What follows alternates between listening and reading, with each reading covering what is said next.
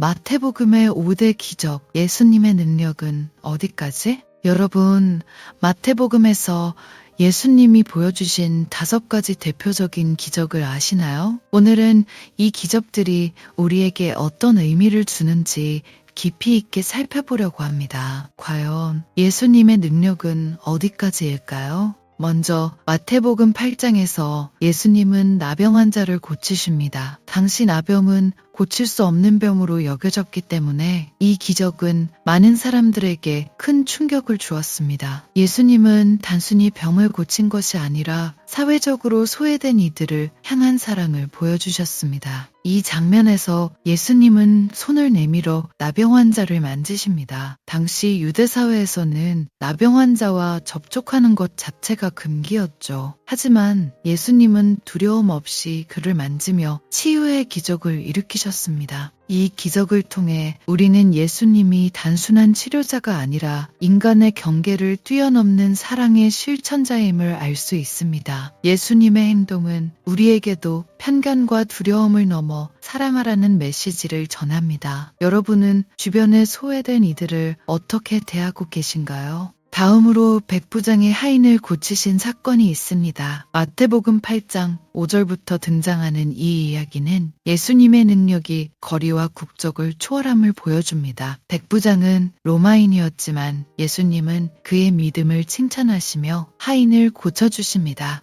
여기서 중요한 점은 예수님이 직접 하인을 만나지 않고도 말씀만으로 고치셨다는 것입니다. 이는 예수님의 권위가 물리적 한계를 뛰어넘는다는 강력한 증거입니다. 또한 믿음의 중요성을 강조하는 장면이기도 하죠. 백부장은 말씀만 하옵소서라고 고백합니다. 이 짧은 한마디에 담긴 믿음은 예수님을 감동시켰고 기적을 이끌어냈습니다. 우리도 일상에서 이런 믿음을 가지고 살아가고 있는지 돌아보게 됩니다. 세 번째 기적은 풍랑을 잠잠케 하신 사건입니다. 마태복음 8장 23절부터 제자들과 함께 배를 타고 가던 중 큰 폭풍이 일어납니다. 제자들은 두려움에 떨었지만 예수님은 바람과 바다를 꾸짖어 잠잠하게 하십니다. 이 장면은 자연의 힘조차 예수님의 권위 앞에서는 무력하다는 것을 보여줍니다. 제자들은 이분이 누구이기에 바람과 바다도 순종하는가라며 놀라워합니다. 예수님의 신성함이 드러나는 순간입니다. 우리 삶에도 예기치 못한 폭풍이 찾아올 때가 있습니다. 그럴 때마다 예수님이 우리와 함께 계시다는 사실을 기억하면 어떨까요? 여러분은 인생의 폭풍 속에서 어떤 믿음을 가지고 계신가요? 기적의 의미와 우리 삶에 주는 메시지. 네 번째 기적은 귀신 들린 자를 고치신 사건입니다. 마태복음 8장 28절에서 예수님은 무덤 사이에 사는 두 사람을 만나십니다. 이들은 매우 사나워 아무도 그 길로 지나가지 못했습니다. 예수님은 그들에게서 귀신을 쫓아내시고 돼지떼에 들어가게 하십니다. 이 기적은 예수님이 영적 세계에서도 절대적인 권위를 가지고 계심을 보여줍니다. 악한 영도 예수님의 명령 앞에서는 힘을 잃습니다. 이 사건을 통해 우리는 예수님이 단순히 육체적인 치유만이 아니라 영적인 자유도 주신다는 사실을 알 수 있습니다. 여러분은 삶에서 어떤 영적 싸움을 하고 계신가요? 예수님께 의지하고 계신가요? 마지막 5번째 기적은 중풍병자를 고치신 이야기입니다. 마태복음 9장 1절부터 등장하는 이 사건에서 예수님은 중풍병자에게 일어나 내 자리를 들고 집으로 가라고 말씀하십니다. 그리고 그는 즉시 일어나 걸어갑니다. 이 기적은 단순한 신체적 치유를 넘어 죄사함의 권세를 드러냅니다. 예수님은 내 죄가 사함을 받았다고 먼저 말씀하셨죠. 이는 예수님이 하나님과 동등한 권위를 가지고 계심을 의미합니다. 이 장면을 통해 우리는 예수님이 우리의 죄와 질병 모두를 치유하실 수 있음을 알게 됩니다. 여러분은 예수님의 용서와 치유를 경험해 보셨나요? 이렇게 마태복음의 5가지 대표 기적을 살펴보았습니다. 각각의 기적은 단순한 놀라운 그 이상을 담고 있습니다. 예수님의 능력은 우리의 상상을 뛰어넘습니다. 그렇다면 이 기적들이 오늘날 우리에게 어떤 의미가 있을까요? 단순히 과거의 신비한 사건으로만 받아들여야 할까요? 아니면 우리 삶에도 적용할 수 있을까요? 예수님의 기적은 단순한 과거의 이야기가 아닙니다. 오늘을 살아가는 우리에게도 여전히 힘과 위로를 줍니다. 여러분은 이 기적들을 어떻게 받아들이고 계신가요? 각 기적은 우리에게 믿음의 중요성을 강조합니다. 예수님을 신뢰할 때 불가능해 보이는 일도 가능해집니다. 여러분의 삶에서 믿음이 어떤 역할을 하고 있나요? 예수님의 능력,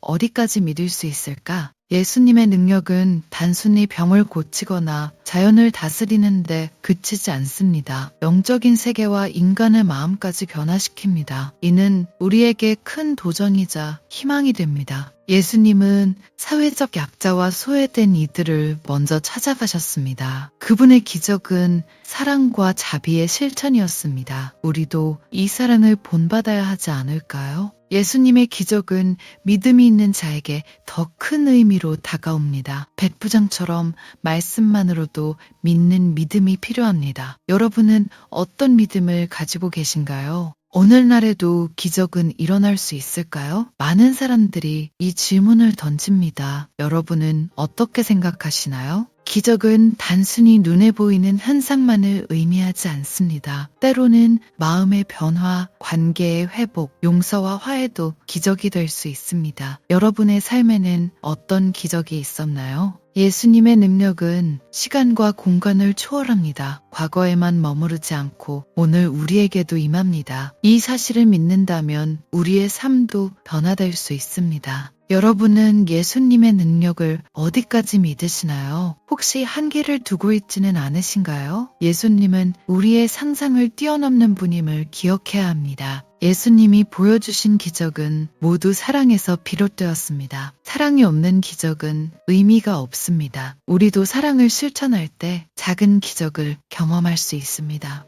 여러분의 삶에 예수님의 사랑이 얼마나 스며들어 있나요? 사랑이 넘칠 때 기적도 자연스럽게 따라옵니다. 오늘 하루 작은 사랑을 실천해 보는 건 어떨까요? 기적을 경험하기 위해서는 먼저 믿음이 필요합니다. 믿음이 있을 때 불가능도 가능해집니다. 여러분은 어떤 믿음을 가지고 있나요? 기적을 바라보는 우리의 자세. 기적을 단순히 신기한 현상으로만 바라보지 마세요. 그 이면에 담긴 메시지를 읽어야 합니다. 예수님은 기적을 통해 우리에게 말씀하십니다. 기적은 우리의 시선을 하나님께로 돌리게 합니다. 문제에만 집중하지 말고 하나님을 바라보세요. 그분의 능력을 신뢰할 때 새로운 길이 열립니다. 여러분은 삶의 문제를 만날 때 어떻게 반응하시나요? 두려움에 휩싸이시나요? 아니면 믿음으로 나아가시나요? 예수님은 항상 우리와 함께 계십니다. 기적은 때로 우리의 기대와 다르게 나타날 수 있습니다. 우리가 원하는 방식이 아닐 수도 있습니다. 하지만 하나님의 계획은 언제나 선합니다. 여러분은 하나님의 뜻을 신뢰하고 계신가요?